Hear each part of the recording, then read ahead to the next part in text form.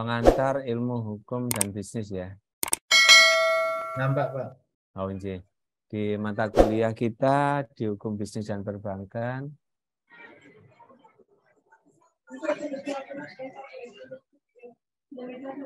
Baik, kita bahas tentang makna hukum. Hukum adalah perintah dan larangan. Ini ada aturan atau adat.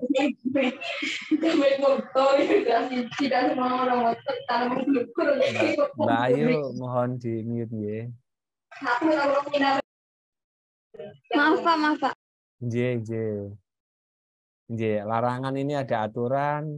Hukum adalah perintah dan larangan, aturan atau adat yang secara resmi mengikat, yang dikukuhkan oleh pemerintah atau penguasa setempat, guna mengatur tata tertib di masyarakat yang harus ditaati, dan ini menimbulkan sanksi apabila dilanggar.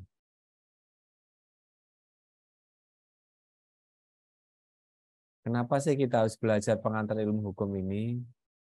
Pengantar ilmu hukum ini merupakan dasar atau pengantar bagi setiap orang dalam mempelajari ilmu hukum yang sangat luas ruang lingkupnya. Pengantar ilmu hukum ini memberikan dan menanamkan kepada setiap orang yang mempelajari ilmu hukum mengenai pengertian dasar dari berbagai terminologi, persoalan yang menjadi bahan pelajaran utama dan harus dikuasai dalam mempelajari ilmu hukum, sendi-sendi utama seluruh ilmu hukum, dan berbagai pandangan atau ajaran penting yang ada di dalamnya. Hukum ini tidak hanya mengikat kepada masyarakat saja, tetapi juga kepada semua aparat penegak hukum dan hakim.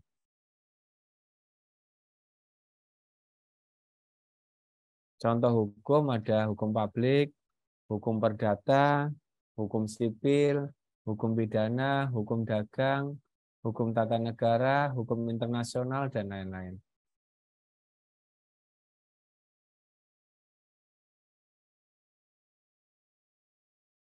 Makna ilmu hukum, sedangkan ilmu hukum adalah pengetahuan yang khusus mengajarkan kita perihal hukum dan segala seluk-beluknya yang berkaitan di dalamnya.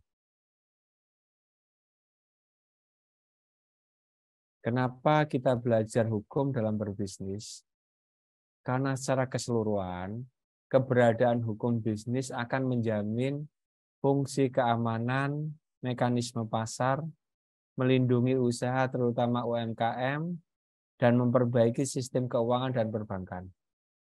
Intinya, adanya hukum yang khusus mengatur aspek ini akan mewujudkan bisnis yang adil dan merata bagi semua pihak. Hukum bisnis adalah aturan yang mengatur kegiatan bisnis agar tetap berjalan sesuai dengan koridor dan adil. Ini makna dari hukum bisnis.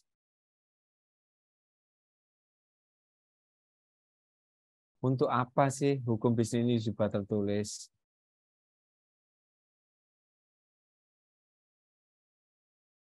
Untuk melindungi, mengawasi, sekaligus mengatur segala hal aktivitas perdagangan ataupun industri di bidang jasa maupun barang.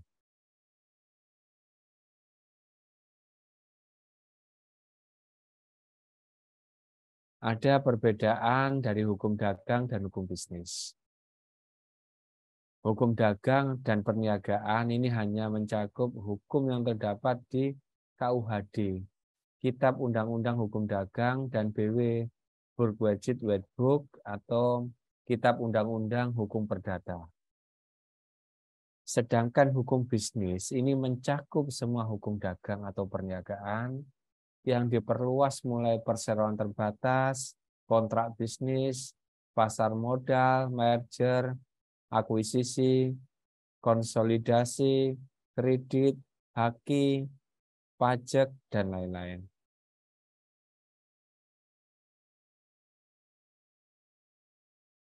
Transaksi elektronik, dalam transaksi elektronik via WA, kesepakatan ini mengikat bagi pembuatnya.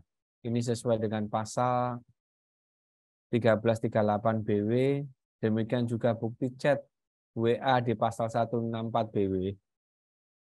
Demikian terakhir di pasal 5 ayat 1 Undang-Undang ITE dapat dijadikan landasan dalam perkara perdata untuk transaksi elektronik. Jadi bisa menjadikan suatu alat bukti. Jurisprudensinya di nomor 4/Your/Pit/2018. Para pihak yang tidak memenuhi kewajiban dalam perjanjian yang dibuat secara sah, ini bukan penipuan, namun huan prestasi. Selama tidak ada unsur pidananya, ini berarti bukan penipuan ya adik-adik. Tapi karena huan prestasi, berarti masuk ke ranah perdata. Kecuali jika perjanjian tersebut didasari dengan etikat buruk atau tidak baik. Di putusan nomor 5/PDT-G/2015 PN PJK halaman 33. Pembatalan dari pihak penjual atau wan prestasi penjual, maka penjual harus mengembalikan uang panjar beserta biaya yang telah dikeluarkan kepada pembeli.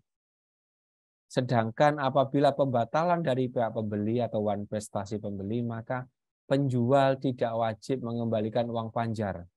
Ini dasarnya di putusan Mahkamah Agung nomor 2661K/Perdata/2004. Jadi istilah gampangannya, kalau saya pribadi, saya biasanya apabila penjual yang membatalkan, maka penjual harus mengembalikan uang yang sudah disetorkan plus denda senilai dari uang disetorkan. Jadi misalkan jual beli rumah misalkan, kita memberi DP, gitu. Penjual memberi DP 10 juta. Kemudian pembeli memberi DP 10 juta. Kemudian penjual membatalkan, tidak jadi dijual, mungkin karena istrinya tidak setuju atau apa, maka pihak penjual wajib mengembalikan uang 10 juta itu plus 10 juta lagi, 20 juta. Sedangkan apabila pembelinya tidak bisa melunasi dari kesepakatan yang apabila tidak ada kesepakatan, maka uang DP tersebut hilang dan tidak wajib mengembalikan. Tapi kalau ada kesepakatan beda, misalkan kesepakatan kalau misalkan di KPR kan kalau tidak setujui maka DP kembali 50%. Kalau itu boleh. Tapi yang biasanya belum tahu itu Pak. Kalau kembali biasanya barang yang belum tahu. Kalau kita DP katakanlah 10 juta kembali 20 itu. Oh gitu. Jadi biasanya transaksi saya buat seperti itu, Mas. Misalkan ada orang suruh buatin perjanjian, saya buat seperti itu. Jadi tidak asal aja dikembalikan. Nanti misalkan beli rumah terus kasih DP oke setuju. Di saat di notaris dia tidak jadian gitu loh. Ada salah satu pihak tidak mau tanda tangan. Pihak pembeli kan sudah dirugikan, rugi waktu, rugi biaya, rugi uang dan lain-lain. Baik. Yeah. Terima kasih, Pak. Iya, Mas Rabdo. Syarat sahnya suatu perjanjian ini diatur dalam pasal 1320 KUH Perdata, Kitab Undang-Undang Hukum Perdata. Dengan bisa install ya tentang BW ini dari Play Store ya. 1, adanya kesepakatan mereka yang mengikat diri. 2, adanya kecakapan untuk membuat suatu perikatan. 3, adanya sesuatu hal yang halal. Ada suatu hal tertentu. Dan 4, ada sebab yang halal.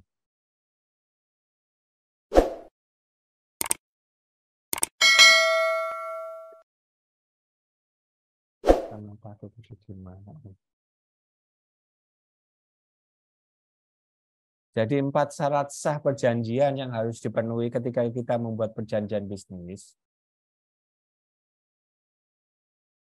Bagi para pelaku bisnis, surat perjanjian mungkin bukanlah hal yang asing, di mana hampir setiap transaksi bisnis yang dilakukan, jenengan dan mitra akan menandatangani suatu perjanjian yang berisi serangkaian kesepakatan antara jenengan dan mitra kerjasama misalkan.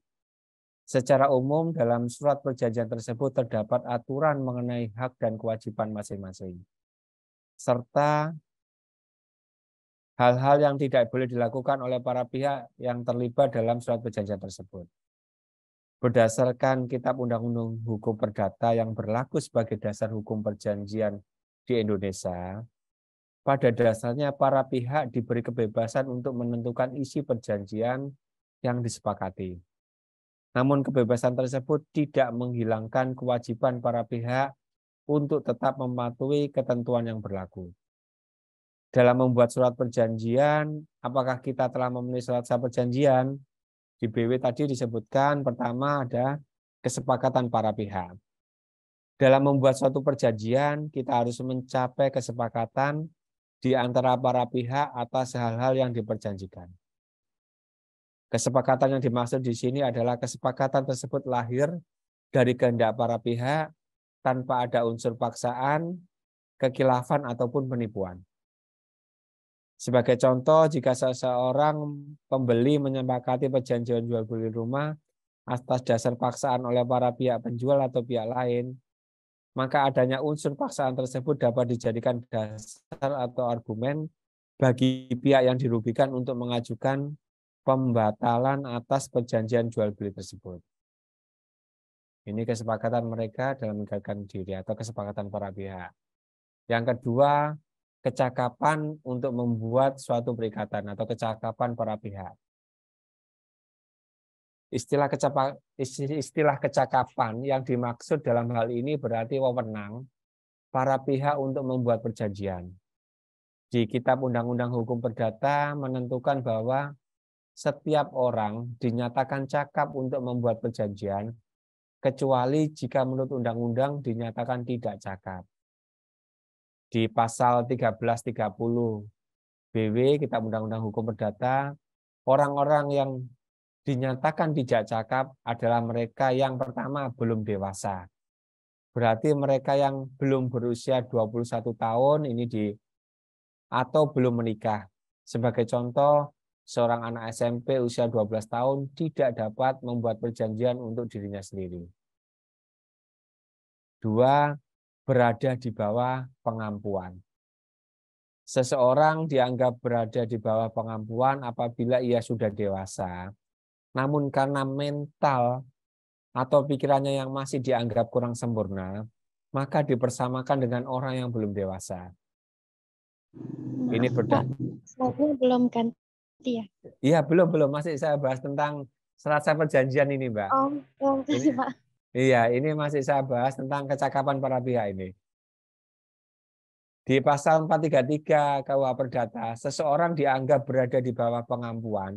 Berarti dia tidak cakap ya, Mbak, di bawah pengampuan apabila orang tersebut dalam keadaan sakit jiwanya, memiliki daya pikir yang rendah, serta orang yang tidak mampu mengatur keuangannya atau boros yang berlebih, sehingga menyebabkan keborosan yang berlebihan.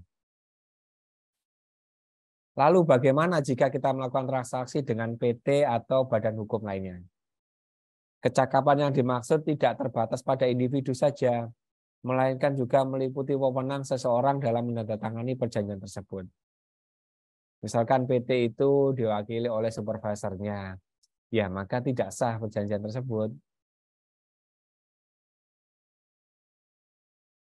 Misalkan kita melakukan transaksi dengan PT, maka orang yang berwenang untuk menandatangani perjanjian untuk dan atas nama PT adalah direktur dari PT tersebut.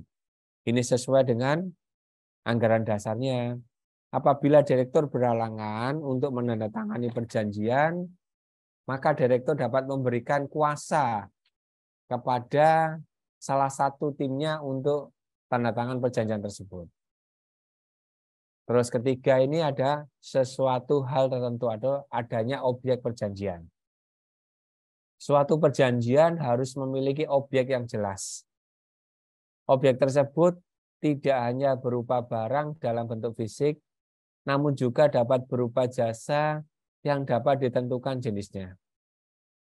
Sebagai contoh, di dalam suatu perjanjian jual beli, misalkan saya berniat untuk menjual mobil Innova Reborn V diesel warna hitam dengan NIK tahun 2018 kepada Bapak Agus misalkan dengan harga 300 juta. Dalam perjanjian tersebut jelas saya menyatakan barang apa yang saya jual beserta jenis, harga, surat-surat, hingga ciri-ciri barang tersebut. Tidak adanya suatu hal tertentu atau objek ini otomatis batal demi hukum. Ya. Keempat, adanya sebab yang halal. Sebab yang halal ini berhubungan dengan isi perjanjian itu sendiri. Di mana perjanjian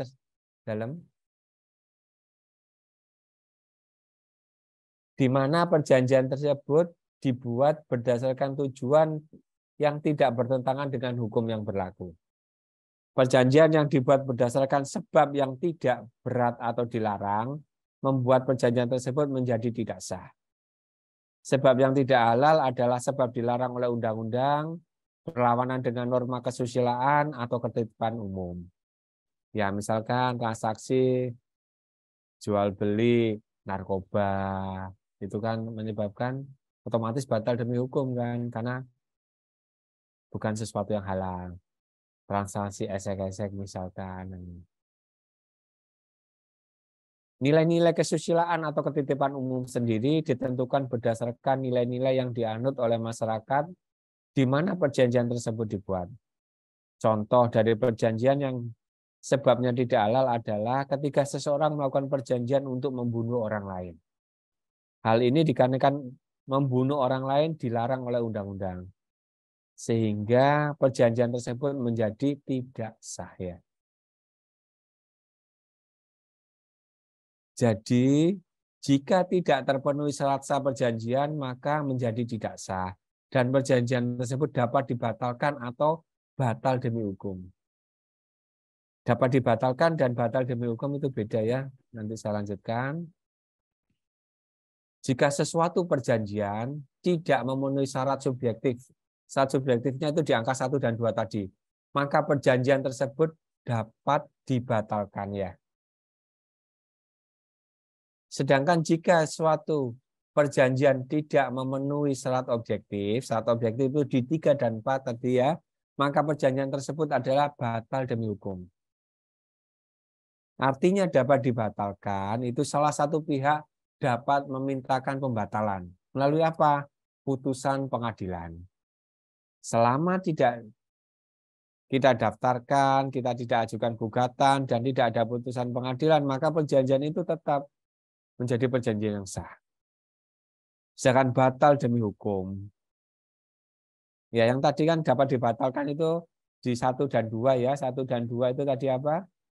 Adanya kesepakatan para pihak dan kecakapan para pihak. Ya, misalkan salah satu pihak usianya 16 tahun. Itu dapat dibatalkan, tapi kalau jenengan tidak mengajukan pembatalan ya undang-undang berarti perjanjian itu tetap sah. Sedangkan batal demi hukum artinya sejak awal tidak pernah ada suatu perjanjian atau perikatan itu. Ya berarti sudah batal memang. Apa yang dimaksud dengan asas pacta sunt servanda? Asas pacta sunt servanda ini berasal dari bahasa Latin yang berarti janji harus ditepati. Agreement must be kept. Sehingga dalam hukum positif, rumusan normanya menjadi setiap perjanjian yang dibuat secara sah berlaku sebagai undang-undang bagi mereka yang membuatnya. Seperti halnya kita muslim ya Mas, misalkan di buku nikah kita di belakang itu kan ada psikotalik talak ya. Itu dalam hukum Islam kan tidak ada. Tapi kesepakatan para pihak itu menjadi hukum bagi para pihak yang membuatnya. Kalau tidak, ya ulama kita membuat hukum juga tidak ngawur. Kalau tidak ditempatkan batas-batas nanti kasihan pihak si wanita digantung. Apabila sekian bulan tidak memberikan nafkah batin, tidak memberikan nafkah materi, maka jatuhlah talak saya satu gitu. Apabila saya melakukan KDRT saya, maka jatuhlah talak satu gitu. Ya, seperti hanya harta gonogini. Harta gonogini itu dalam hukum Islam tidak ada. Tapi dalam kompilasi hukum Islam ada para ulama, para alim ya, para alim atau ulama, zamannya ulama ya. Ini membuat hukum juga tidak ngawur. Kondisi masyarakat kita itu tidak seperti di Saudi. Di Saudi memang yang mencari nafkah murni laki-laki. Coba kalau di saat kita ke Mekah, Madinah kan tidak ada wanita yang belanja. Tapi di tempat kita banyak wanita itu dia membantu suaminya untuk mencari nafkah. Bahkan tidak jarang banyak wanita di negara kita yang menjadi tulang punggung. Dan ini wajib dilindungi oleh undang-undang. Baik, saya lanjut. Contoh fakta sanserpada adalah dalam sebuah perjanjian kontrak rumah. Disebutkan jika pihak menyewa menimbulkan kerusakan akibat tindakannya sendiri, maka ia bertanggung jawab memperbaiki rumah tersebut.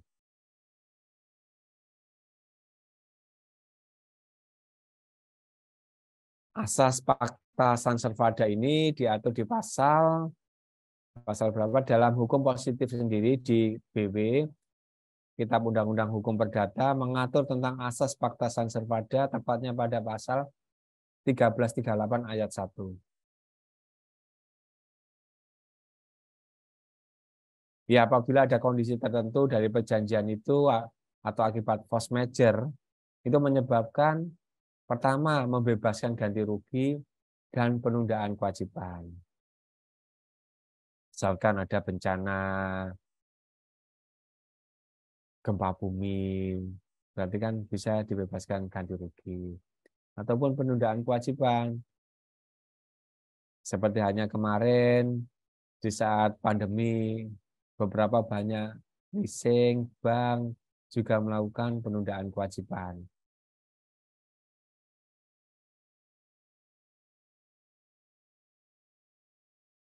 Di pasal 1338, semua perjanjian yang dibuat secara sah berlaku sebagai undang-undang bagi yang membuatnya. Berdasarkan pasal dalam Kitab Undang-Undang Hukum Perdata dapat dinyatakan berlakunya asas konsensualisme. Di dalam hukum perjanjian memantapkan adanya asas kebebasan berkontrak. Ya, jadi fakta sanservada ini itu sama dengan asas kebebasan berkontrak. Di pasal 1338 ayat 2, yaitu suatu perjanjian tidak dapat ditarik kembali selain dengan sepakat kedua belah pihak atau karena alasan-alasan yang oleh undang-undang dinyatakan cukup untuk itu. Jadi perjanjian tidak dapat dibatalkan selain para pihak yang membuat kesepakatan untuk membatalkan. Di pasal 1338 ayat 3 menetapkan bahwa kontrak harus dilaksanakan dengan etikat baik. Baik, kita bahas tentang hukum pidana. Hukum pidana adalah keseluruhan dari peraturan-peraturan yang menentukan perbuatan apa yang dilarang dan termasuk dalam tindak pidana, serta menentukan hukuman apa yang dapat dijatuhkan terhadap yang melakukannya atau disertai ancaman pidana bagi barang siapa yang melakukannya. Bangoni, apakah menghilangkan nyawa orang lain bisa lepas dari jerat pidana? Jika ada alasan pembenar dan pemaaf, insya Allah lepas dari hukum pidana. Misalnya, ada perampok masuk ke rumah kita, bermaksud merampok dan membunuh kita. Kemudian kita melawan dan perampok tersebut mati. Insya Allah kita bisa bebas dari hukum selama tidak ada unsur penganiayaan. Ini garis bawahi. Selama tidak ada unsur penganiayaan. Misalkan perampok atau begal itu sudah tertangkap tangan udah tertangkap, terus dia sudah menyerah, kita aniaya hingga mati, ya kita bisa dipidanakan. Jenis alasan dalam teori hukum pidana ini ada alasan pembenar dan alasan pemaaf. Alasan pembenar adalah alasan yang menghapuskan sifat melawan hukumnya perbuatan, sehingga apa yang dilakukan oleh terdakwa lalu menjadi perbuatan yang patut dan benar. Alasan pembenar ini berkaitan erat dengan unsur objektif atau perbuatan, dengan perbuatannya ya. Kalau alasan pembenar. Sedangkan alasan pemaaf, yaitu alasan yang menghapuskan kesalahan terdakwa. Alasan pemaaf ini berkaitan dengan unsur subjektivitas atau sikap batin pelaku. Alasan pembenar ini di dalam Kitab Undang-Undang Hukum Pidana KUHP, alasan pembenar yaitu perbuatan yang dilakukan dalam keadaan darurat atau overmatch, daya paksa.